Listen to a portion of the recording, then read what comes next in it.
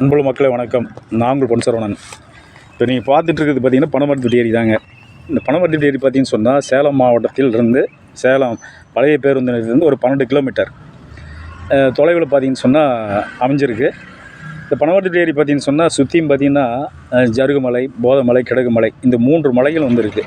அது மையப்பகுதியில் தான் வந்து பனமரத்து ஏரி. இந்த ஏரியினுடைய பரப்பளவு பார்த்திங்கன்னா 2400 ஏக்கர். இதனுடைய நீளம் பார்த்திங்கன்னு சொன்னால் 5 மைல், அகலம் பார்த்திங்கன்னா 2 மைல். இதனுடைய ஆழம் பார்த்திங்கன்னா சொன்னால் 30 அடி ஆழம். 2400 ஏக்கர் பரப்பளவில் பறந்து விரிந்து கிடக்கக்கூடிய இந்த பனமரத்து ஏரி 1905ஆம் ஆண்டு, அதாவது வெள்ளையர் ஆட்சி காலத்தில் இந்த ஏரி பார்த்திங்கன்னு சொன்னால் கட்ட தொடங்கி பார்த்திங்கன்னா 1911ஆம் ஆண்டு கட்டி முடிக்கப்பட்டது. இடைப்பட்ட காலம் பார்த்திங்கன்னு சொன்னால் வெறும் 6 ஆண்டுகள். 6 ஆண்டுகளில் பார்த்திங்கன்னு சொன்னால் பனமரத்து ஏரி ஒரு நவீன கட்டமைப்போடு அந்த பனமரத்து ஏரியை வந்து புனரமைச்சிருக்காங்க. இன்னொன்று என்னென்னு சொன்னால் அந்த பனமரத்து ஏரி பார்த்திங்கன்னு சொன்னால் சோழர் காலத்து ஏரி. இது அடுத்தது பார்த்திங்கன்னா கல்வெட்டுலாம் வரும் உங்களுக்கு. சோழர் காலத்தில் பார்த்திங்கன்னு சொன்னால் கண்ணன் தேவன் மகன் கங்கை கொண்டான் என்ற நபர் அந்த பனமரத்து ஏரியை வந்து முதல் முறையை உருவாக்கியிருக்காரு. இப்போ அதனோட வயசு பார்த்திங்கன்னு சொன்னால் 1000 ஆண்டுகளை கடந்திருக்கிறது பனமரத்து ஏரி. அப்போ இது சோழர் காலத்து ஏரி. அப்போ வெள்ளையர் காலத்தில் பார்த்திங்கன்னு சொன்னால் 1911ஆம் ஆண்டு கட்டி முடித்து சேலம் நகர மக்களுக்கு குடிநீர் தேவைக்காக தண்ணி வந்து கொடுத்துருக்காங்க. அது மட்டும் இல்லாமல் பனமரத்துப்பட்டி, மல்லூர், வெண்ணந்தூர், ஆட்டியம்பட்டி போன்ற பகுதி மக்களுக்கு, அந்த விவசாய மக்களுக்கு பாசன வசதிக்காக 1000 ஏக்கர் பாசன வசதி தண்ணி கொடுத்துருக்காங்க. இப்படி பிரம்மாண்டமான ஒரு ஏரி தாங்க. அது மட்டும் இல்லாமல் அங்கே பார்த்திங்கன்னு சொன்னால் அந்த ஏரியில் 30க்கும் மேற்பட்ட படம் எடுத்திருக்காங்க. கிட்டத்தட்ட எம்ஜிஆர் வந்து அங்கே விருந்தினர் மாளிகை இருக்குது.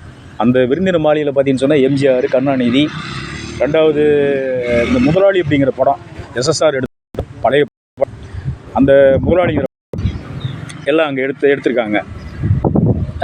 கிட்டத்தட்ட பார்த்திங்கன்னு சொன்னால் ஒரு 30க்கும் மேற்பட்ட படம். ராதியா, விஜயகாந்த் பார்த்திங்கன்னு சொன்னால் நெஞ்சிலே துணிவிரலான்னு சொல்லி ஒரு படம். அது இந்த படம் பார்த்திங்கன்னு சொன்னால் அந்த பனமரத்து ஏரி பகுதியில் தான் வந்து முழுக்க எடுத்தாங்கன்னு வச்சிங்களேன்.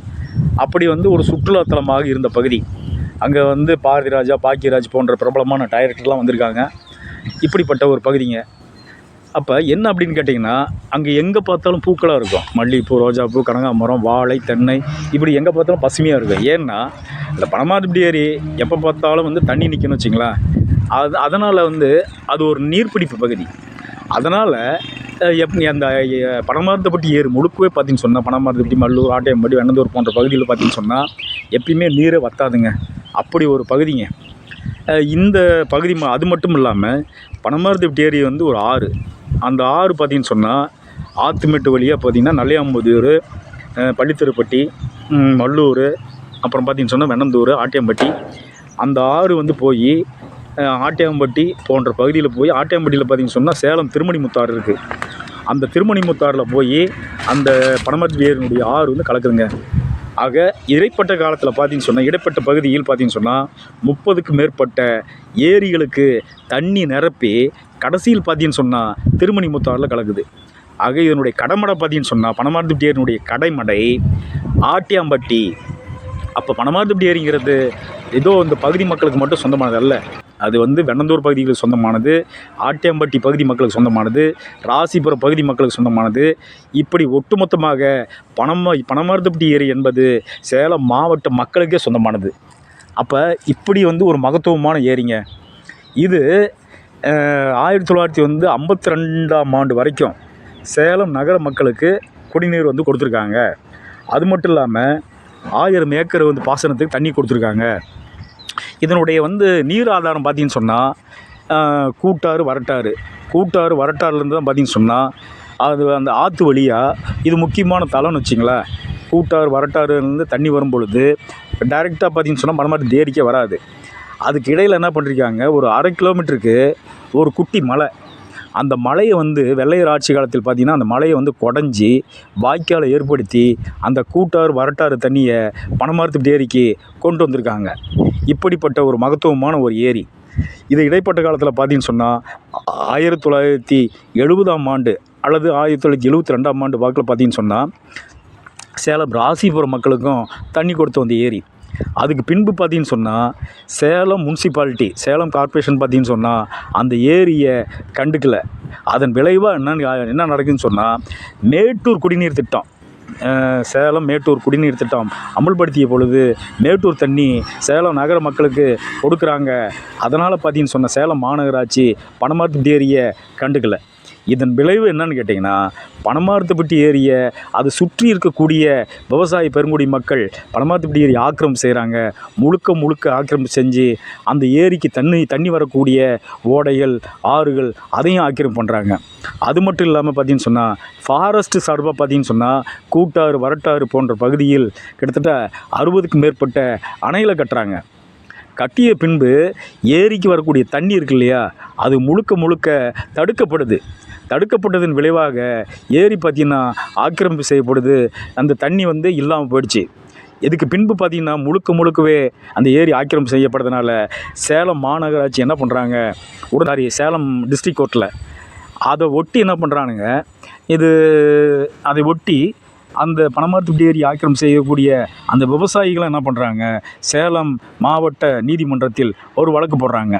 அந்த வழக்கு போட்ட பின்னாடி சேலம் மாநகராட்சியினுடைய ஆவணங்கள், அப்புறம் அது மட்டும் இல்லாமல் அந்த இப்போ ஏரி ஆக்கிரமித்தாங்க இல்லையா, அந்த விவசாயிகளுடைய ஆவண அடிப்படையில் அந்த விவசாயிக்கிட்ட அந்த ஏரியினுடைய நிலங்கள், அந்த அந்த விவசாய பகுதி அந்த பகுதியினுடைய விவசாயிகளுடைய நிலங்கள் அப்படிங்கிறதுக்கு எந்த ஒரு அடிப்படை ஆதாரமும் இல்லை.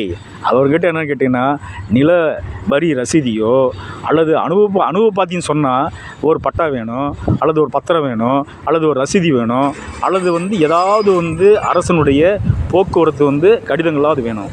அது சம்மந்தமாக பார்த்தீங்கன்னு சொன்னால் எதுவுமே அந்த விவசாயிகளிடம் இல்லை என்ற காரணத்திற்காக டிஸ்ட்ரிக்ட் கோர்ட் என்ன பண்ணுறாங்க, அந்த வழக்கை தள்ளுபடி செஞ்சுட்டு இந்த 2400 ஏக்கர் நிலம் பனமரத்துப்பட்டி ஏரி அது பார்த்தீங்கன்னு சொன்னால் சொந்தம் அப்படி செய்கிறாங்க.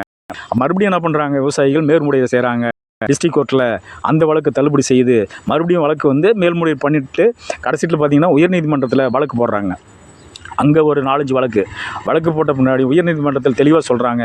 என்ன சொல்கிறாங்கன்னு சொன்னால், உயர்நீதிமன்றம் இந்த பனமரத்துப்பட்டி ஏரி அந்த நிலங்களை ஆக்கிரமிப்பு செய்து அங்கே விவசாயம் செய்து வரக்கூடிய அந்த நபர்கள் அந்த நிலத்திற்கு சொந்தக்காரர்கள், அனுபவ பாத்தி அவங்ககிட்ட இருந்துச்சு அப்படிங்கிறதுக்கு உண்டான எந்த ஒரு அடிப்படை ஆதாரமும் இல்லை. எனவே இந்த மாநகராட்சி ஏரி என்பது சேலம் கார்ப்பரேஷனுக்கு சொந்தமானது அப்படின்னு சொல்லிட்டு அந்த வழக்கை உயர்நீதிமன்றம் முடிச்சு வச்சுட்டாங்க. இப்படி தான் போயிட்டுருக்குது. 2வது பார்த்தீங்கன்னு சொன்னால் 2004ஆம் ஆண்டு ஏரியை எவிஷன் பண்ணுறாங்க சேலம் மாநகராட்சி. காவல்துறை வைத்து அங்கே இருக்கக்கூடிய விவசாயிகளை கட்டாயமாக அப்புறப்படுத்துகிறாங்க. அப்புறப்படுத்திட்டு சேலம் மாநகராட்சி என்ன சொல்கிறாங்க அப்படின்னு சொன்னால், நாங்கள் பனமரத்துப்பட்டி ஏரியை புனரமைக்க போகிறோன்னு சொல்கிறாங்க. புனரமைச்சிட்டு சுற்றுலாத்தலமாக்குறோம். சுற்றுலாத்தலமாக்கி பார்த்தீங்கன்னு சொன்னால், இப்போ சேலத்தில் என்னென்னு கேட்டிங்கன்னா, சேலம் கிட்டத்தட்ட இன்றைக்கி பாப்புலேஷன் பார்த்திங்கன்னா கிட்டத்தட்ட 10 லட்சம் பேர் இருக்காங்க. 10 லட்சத்துக்கு அதிகமான மக்கள் இருக்காங்க எங்கள் சிட்டிக்குள்ளே மட்டும். சேலம் மாவட்டம் முழுக்க பார்த்தீங்கன்னு சொன்னால் கிட்டத்தட்ட 40 லட்சம் பேர் இருக்காங்க. இவர்களுக்கு பார்த்தீங்கன்னு சொன்னால் சுற்றுலாத்தலமாக எங்கே இருக்குதுன்னு சொன்னால் ஏற்காடு மட்டும்தான் இருக்குது. சாதாரண மக்கள், சாதாரண ஏழை கூலி விவசாயிகள், அவனுடைய பிள்ளைகள் ஏற்காட்டுக்கெல்லாம் போக முடியாது. ஏதோ நடுத்தர மக்கள் போயிட்டு வரலாம். ஒரு முறை போயிட்டு வந்தாவே என்னென்னு கேட்டிங்கன்னா கிட்டத்தட்ட 2000-3000 செலவாகும். இப்படிப்பட்ட சூழலில் இந்த உழைக்கும் மக்கள் அங்கே போக முடியுமா அப்படின்னா போக முடியாது. ஆனால் பனமரத்துப்பட்டி ஏரிங்கிறது பார்த்தீங்கன்னு சொன்னால் சேலம் நகரை ஒட்டி இருக்கிறது. அதனால் என்ன கேட்டிங்கன்னா, இந்த மக்கள் அதை சுற்றுலாத்தலம் ஆக்கிட்டாங்கன்னு சொன்னால் இந்த அனைத்து தரப்பு மக்களும் இந்த பனமரத்துப்பட்டி ஏரியை தங்களுடைய பொழுதுபோக்கு அம்சமாக பார்ப்பார்கள். ஆயிரக்கணக்கான மக்கள் பனமரத்துப்பட்டி ஏரிக்கு வருகை தருவாங்க. அங்கே ஏற்கனவே கெஸ்ட் ஹவுஸ் இருந்துச்சு, அதெல்லாம் இடிஞ்சு போயிடுச்சு. அந்த கிட்டத்தட்ட ஒரு 10 கெஸ்ட் ஹவுஸ் கட்டலாம், பனமரத்துப்பட்டி ஏரியை புனரமைக்கணும்னு சொன்னாங்க. யார்? மாநகராட்சி. இது சொல்லிவிட்டு என்ன பண்ணுறான்னு கேட்டிங்கன்னா, அது கடப்பில் போட்டுறாங்க. கிட்டத்தட்ட எவிஷன் பண்ண பின்னாடி அந்த பனமரத்துப்பட்டி ஏரியை புனரமைக்கிறோம், சுற்றுலாத்தலமாக்குறோன்னு சொல்லிட்டு கடைசீட்டில் என்ன பண்ணுறாங்க, கடப்பில் போட்டுறாங்க. அதுக்கு பின்பு 2006ஆம் ஆண்டு பார்த்தீங்கன்னு சொன்னால் அந்த பகுதி விவசாயிகள் உட்பட இந்த அன்னைக்கு இருந்த மேயர் சவுண்டப்பன் அவரை பார்த்து என்ன பண்ணுறாங்க, மனு கொடுக்குறாங்க. மனு என்னென்னு கொடுக்குறாங்கன்னா, நீங்கள் எவிஷன் பண்ணிட்டீங்க. எவிஷன் பண்ண பின்னாடி பார்த்தீங்கன்னு சொன்னால் இன்றைக்கி முழுக்க முழுக்க சீமக்கருவேல முளைச்சிருச்சு, புதர் மண்டி போய் கிடக்குது, ஏரி பார்த்திங்கன்னா எல்லாமே சிதிலம் அடைஞ்சு போச்சு, அழிஞ்சு போச்சு. அதனால் உடனடியாக நீங்கள் இந்த பனமரத்துப்பட்டி ஏரியை புனரமைக்கணும் அப்படின்னு சொல்கிறாங்க விவசாயிகள்லாம். அதுக்கு சவுண்டப் என்னன்னு சொல்கிறாரு, அந்த விவசாயிகளை பார்த்து கேலியா ஏளனமா எக்களமாக கேட்குறாரு. இது நான் உங்கள் அப்பமோட சொத்தா அப்படின்னு கேட்குறாரு. நாங்களாக இருந்தால் திருப்பி கேட்டிருப்போம், இது நான் உங்கள் அப்பமோட சொத்தான்னு கேட்டிருப்போம். மாநகராட்சி உங்கள் சொத்துன்னு சொன்னால் பனமரத்துப்பட்டி என்பது ஒரு பஞ்சாயத்து. அந்த பஞ்சாயத்தை ஒட்டி ஆயிரக்கணக்கான விளைநிலங்கள் இருக்குது. அது நகர மக்கள் இல்லை, அங்கே முழுக்க முழுக்க அது சார்ந்து இருக்கக்கூடிய அத்தனை பேரும் விவசாயிகள் தான். பனமரத்துப்பட்டி ஏரிங்கிறது அது வெறும் ஏரி இல்லை, அது 30 ஏரிகளுக்கு தாய் ஏரி. அந்த ஏரியில் தண்ணி வந்தால் தான் அந்த 30 ஏரிக்கு தண்ணி போகும். ஆயிரக்கணக்கான விவசாயிகள் பயனடைவாங்க. அந்த அடிப்படையில் நம்ம என்ன செய்கிறோன்னு சொன்னால், சரி ஒரு போராட்டத்தை கட்டமைப்போம், கட்டமைப்போம்.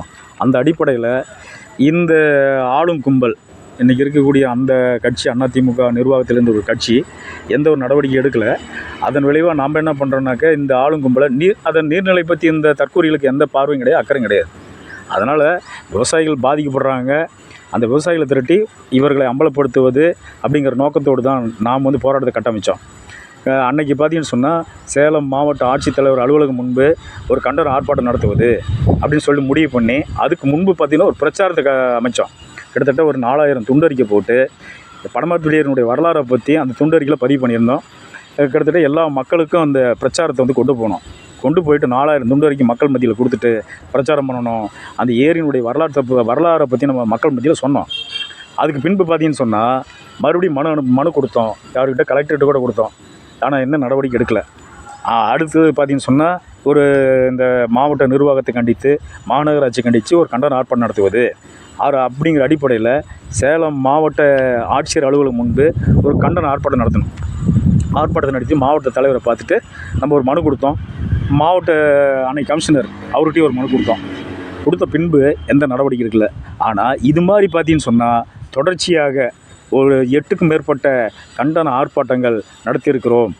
ஆனாலும் இந்த நிர்வாகம் நடவடிக்கை எடுக்கலை. அந்த அடிப்படையில் பனமரத்துப்பட்டி ஏரியை இதாங்க தொடர்ச்சியான வரலாறு. புனரமைக்கணும். நம்ம வச்ச கோரிக்கை என்னன்னு கேட்டிங்கன்னா, எப்படி சுற்றுலாத்தலமாக்கணும், புனரமைக்கணும், சீமக்கருவேலம் உள்ள ஒட்டுமொத்தமாக அகற்றணும் அப்படின்னு சொல்லணும். வேரோடு கோரிக்கை தான் முன் வச்சோம். அதே போல் வரட்டாறு கூட்டாறு போன்ற பகுதியில் இருக்கக்கூடிய 60க்கும் மேற்பட்ட தடுப்பணைகளை முழுசாக அபாலிஷ் பண்ணணும், உடச்சி எறியணும் அப்படின்ட்டு கோரிக்கை வச்சோம். அது மட்டும் இல்லாமல் அந்த ஏரி கரை இருக்கு இல்லையா, மண்ணு கரையை எடுத்துகிட்டு நீங்கள் காங்கிரீட் அணை கட்டினீன்னு சொன்னால் இப்போ 1 TMC தண்ணி தேக்க முடியும். இந்த மண்ணு கரையில் காங்கிரீட் அணை கட்டினீன்னு சொன்னால் குறைஞ்சபட்சம் 4 TMC தண்ணி தேக்கலாம். அப்போ தண்ணி தேக்கிட்டின்னு சொன்னால் அந்த தண்ணியை நீ பெரிய கவுண்டாபுரத்து வழியாக கொண்டு போனீங்கன்னு சொன்னால் அங்கே என்னென்னு கேட்டிங்கன்னா, நீங்கள் இந்த வசிஷ்டர் நதியில் கூட அது இணைக்க முடியும். அவ்வளோ பிரம்மாண்டமான ஒரு ஏரி தான் பனமரத்துப்பட்டி ஏரி. ஏன்னா 2400 ஏக்கர் பரப்பளவு இருக்கு இல்லையா, அதனால் 4 TMC தண்ணி தேக்க முடியும். இந்த மாதிரி ஒரு 10 அம்ச கோரிக்கை வச்சு தொடர்ச்சியாக போராட்டம் நடத்திட்டு இருக்கிறோம். அதன் விளைவாக பார்த்தீங்கன்னு சொன்னால் ஜனவரி 5ஆம் தேதி காலவரையற்ற உண்ணாவிரத போராட்டம் அறிவித்தோம். உண்ணாவிரத போராட்டம் பார்த்திங்கன்னு சொன்னால் இந்த 10 அம்ச கோரிக்கையை உடனடியாக தமிழ்நாடு அரசு மாவட்ட நிர்வாகம் நிறைவேற்றி கொடுக்க வேண்டும் அப்படிங்கிற கோரிக்கையின் அடிப்படையில் காலவரையற்ற போராட்டத்தை அறிவித்தோம். துண்டறிக்கை கொடுக்கப்பட்டது, போஸ்ட் ஒட்டப்பட்டது, ஃப்ளெக்ஸு கட்டணும், எல்லா ஏற்பாடும் நடந்துகிட்ருக்குது. அன்னைக்கு அந்த போராட்டத்துக்கு காவல்துறை அனுமதி கொடுக்கலன்னு சொன்னால் ஒரு உண்ணாவிரதத்துக்கு கூட 2026 ஒரு உண்ணாவிரதத்துக்கு கூட காவல்துறை அனுமதிக்கு கொடுக்கல அப்படின்னு சொன்னால் நீங்கள் ஒரு காட்டு தர்பார் ஆட்சி நடத்துகிறீங்களா, ஒரு சர்வாதிகாரி ஆட்சி நடத்துகிறீங்களா? ஒன்று எவன் தப்பு செய்கிறானோ அவன் மேலே நடவடிக்கை எடுக்க முடியாத ஒரு காவல்துறை, அதற்கு நீதி கேட்டு நியாயத்தை கேட்டு போராடக்கூடிய நபர்கள் மீது நீ அடக்குமுறை செலுத்துகிறன்னு சொன்னால் அது ஜனநாயக ஆட்சி கிடையாது. நீ ஜனநாயகத்தை குளிதோடி படைக்கக்கூடிய ஒரு ஏற்பாட்டை பண்ணிகிட்டு இருக்கிறேன்னு சொல்லிட்டு இந்த காவல்துறையை வன்மையாக கண்டித்தோம். அதோடு மட்டும் இல்லாமல் உண்ணாவிரதத்தை கைவிடணும் அப்படின்னு சொல்லிட்டு காவல்துறை அழுத்தம் கொடுக்குறப்ப நம்ம தெளிவாக சொன்னோம், எங்களை கைது பண்ணி நீங்கள் உள்ளே போடுங்க, நாங்கள் அதுக்கு தயாராக இருக்கோம். ஆனால் எங்களுடைய உண்ணாவிரத போராட்டத்தை 100% கைவிட மாட்டோம் என்ற அடிப்படையில் அன்றைக்கு அந்த பனமரத்துப்பட்டி காவல் நிலைய அலுவலகத்திற்கு எதிராக நாம் வந்து அந்த கடுமையான வெயில், அந்த வெயிலை கூட பொருட்படுத்தாமல் நூற்றுக்கணக்கான பெண்கள், இளைஞர்கள், அந்த விவசாயிகள் அந்த போராட்டத்தை முன்னெடுத்தோம். அந்த வேவாத வெயிலில் நம்ம உட்காந்து உண்ணாவிரதத்தை தொடங்கி பார்த்தீங்கன்னு சொன்னால் ஒரு 5 மணி வாக்கில் சேலம் மாநகராட்சி மேயர் ராமச்சந்திரன் அவர்களும் சேலம் கமிஷனர் இளங்கோன் அவர்களும் நேரில் வந்தாங்க. வந்த பின்னாடி எங்ககிட்ட வந்து நீங்கள் இந்த உண்ணாவிரத போராட்டத்தை கைவிடுங்கள், உடனடியாக பனமரத்துப்பட்டி ஏரியை நாங்கள் புனரமைக்கிறோம், சுற்றுலாத்தலமாக்குறோம், ஏட்டூர் உபரி நீரை கொண்டாந்து விடுறேன்னு சொன்னாங்க. ஆனால் அதை நாங்கள் ஏற்றுக்கல. ஏன் ஏற்றுக்கல அப்படின்னு கேட்டிங்கன்னா, ஏற்கனவே அமைச்சர் நேரு 2003ஆம் ஆண்டு அமைச்சர் நேரு இப்போ பனமரத்துப்பட்டி ஏரிக்கு வராரு. பனமரத்துப்பட்டி ஏரி வந்து சுற்றி பார்க்குறாரு. சுற்றி பார்த்துட்டு அங்கே இருக்கிற நிருபர்களுக்கு வெளிப்படையாக பேட்டி கொடுக்குறாரு. ஏன்னா அமைச்சர் நேரு அவர்கள் அன்னைக்கு வந்து சேலம் மாவட்டத்துக்கு பொறுப்பு, அவர் தான் நகர்ப்புற வளர்ச்சித்துறை அமைச்சர். அதனால் அவர் என்ன சொல்கிறாருன்னு கேட்டிங்கன்னா, 98 கோடி ரூபா ப்ராஜெக்ட் ஒர்க்கில் பார்த்தீங்கன்னு சொன்னால், நாங்கள் இந்த பனமரத்துப்பட்டி ஏரியை புனரமைக்க போகிறோம், சுற்றுலாத்தலம் ஆக்க போகிறோம், மேட்டூர் உபரி நீரை கொண்டாந்து தேக்க போகிறோம், சேலம் மாவட்டத்திலேயே ஒரு பிரம்மாண்டமான ஒரு சுற்றுலாத்தலமாக பனமரத்துப்பட்டி ஏரியை மாற்றுவோம் அப்படின்னு சொல்லிட்டு பேட்டி கொடுத்தாரு, அறிக்கை கொடுத்தாரு, போயிட்டார். அதன் படி பார்த்தீங்கன்னு சொன்னால் 2 மாதம் கழித்து ஒரு மீட்டிங் ஒன்று நடக்குது. எங்கள் மாவட்ட ஆட்சியர் அலுவலகத்தில் மீட்டிங் நடக்குது. அங்கே அமைச்சர் நேரு வராரு, மாவட்ட ஆட்சியர், அப்புறம் அன்னைக்கு இருந்த வந்து எம்பி வந்து பார்த்திபன், இன்றைய சுற்றுலாத்தல அமைச்சர், அன்னைக்கு பார்த்திங்கன்னா எம்எல்ஏ அன்னைக்கு வந்து ராஜேந்திரன் அவர்கள் எல்லாம் பங்கெடுத்துக்கிட்டாங்க. இப்படி பங்கெடுத்துட்டு பார்த்தீங்கன்னு சொன்னால், அந்த பங்கெடுத்து 98 கோடி ரூபாயில் பனமரத்துப்பட்டி ஏரியை புனரமைக்கன்னு சொன்னாங்க. ஆனால் அன்னைக்கு அது நடக்கலை, இது கடப்பில் போட்டாங்க. அதனால தான் மாநகராட்சி மேயர்கிட்ட நான் சொன்னோம், இதெல்லாம் உங்கள் ஆட்சியாளர் கொடுத்த வந்து அறிக்கைங்க, உத்தரவாதம், வாக்குறுதி எல்லாம் காணல் எதிராக போயிடுச்சு. அதனால் உங்கள் பேச்சு எப்படி நம்ப முடியும்?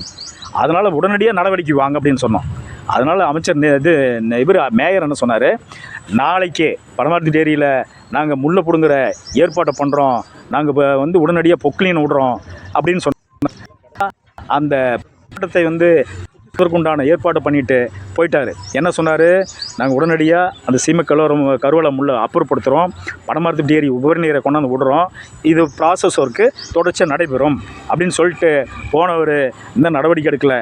அதன் பின்னாடி போராட்டக்குழு தொடர்ச்சியாக அங்கே போய் அழுத்தம் கொடுத்து மாநகராட்சி மேயரை பார்ப்பது, கமிஷனரை பார்க்குறது, அழுத்தம் கொடுத்த பின்பு பார்த்தீங்கன்னு சொன்னால் முள்ளை எடுக்கிறதுக்கு உண்டான டெண்டரை விட்டாங்க.